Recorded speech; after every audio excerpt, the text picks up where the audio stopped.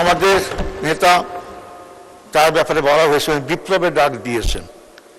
আমাকে এখানে অনেক সদস্য বলেছেন উনি কৃষি বিপ্লবের ডাক দিয়েছেন।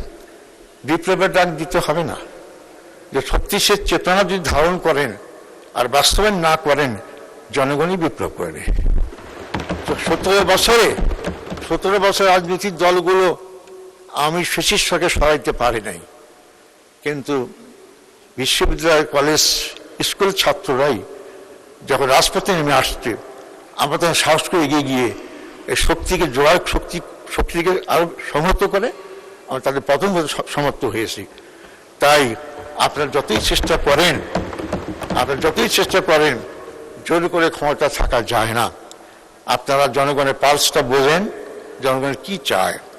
তাই আমি মাননীয় স্পিকার আপনাদের মাধ্যমে আপনাদের বলতে চাই যে আপনারা অবিলম্বে জুলাই সনদ বাস্তবায়ন করেন, গণভোটের রায়কে আপনারা বাস্তবায়ন করার চেষ্টা করেন। এখনই চ্যানেলটি সাবস্ক্রাইব করে আমাদের সাথে যুক্ত থাকো। দেখা হচ্ছে নতুন ভিডিওতে।